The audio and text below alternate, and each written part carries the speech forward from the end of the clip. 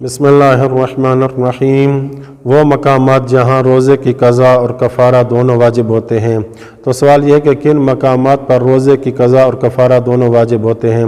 جواب میں آیت اللہ سیستانی فرماتے ہیں، اگر کوئی شخص ماہ رمضان کے روزے کو کھانے پینے، استمناء یا جنابت یا حیض و نفاس پر باقی رہنے کے ذریعے باطل کرے تو اگر جان بوجھ کر اور اختیار سے ہو اور مجبوری اور اضطرار یا جبر کی وجہ سے نہ ہو تو قضا کے علاوہ کفارہ بھی اس پر واجب ہوگا۔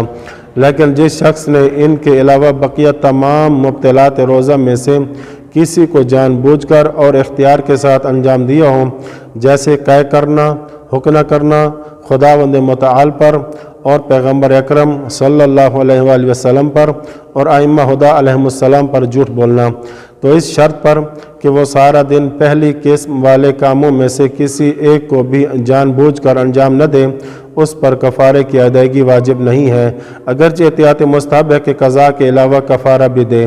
دوسرا سوال یہ ہے کہ اگر کوئی شخص اوپر سابقہ مسئلے میں بیان کردہ امور کو لا علمی کی وجہ سے انجام دے تو اس کا شرعی وظیفہ کیا ہے؟ جواب میں فرماتے ہیں اس کی چند صورتیں بنتی ہیں۔ پہلی یہ کہ اگر مسئلہ سیکھنے میں کوتاہی کی ہو، یعنی جاہل مقصر شمار ہو اور مبطلات روزہ کو انجام دیتے وقت شک رکھتا ہو کہ یہ مبطل ہے یا نہیں، تو احتیاط لازم کی بنا پر اس پر کفارہ واجب ہوگا۔ دوسری صورت یہ کہ اگر مسئلہ جاننے میں کوتاہی نہ کی ہو، یعنی جاہل قاصر ہو، یا حتیٰ کہ کوتاہی کی ہو یعنی جاہل مقصر ہو، لیکن دونوں صورتوں میں مبطل کو انجام دیتے وقت شک نہ رکھتا ہو بلکہ یقین ہو کہ یہ چیز روزے کے لیے مبطل نہیں ہے، تو اس پر کفارہ واجب نہیں ہوگا۔ تیسری صورت یہ کہ اگر مبطل کو انجام دینے کے لیے شرعی حجت پر اعتماد رکھتا ہو تو اس پر کفارہ واجب نہیں ہے، کیونکہ یہ بھی جاہل قاصر ہی شمار ہوتا ہے۔ اسی طرح وہ شخص جو نہ جانتا ہو کہ روزہ اس پر واجب ہے، جیسا کہ وہ بچے جو سن بلوغ کی ابتدا میں ہوں اور اعتقاد رکھتے ہوں کہ روزہ ان پر واجب نہیں ہے، تو ان پر بھی کفارہ واجب نہیں ہے۔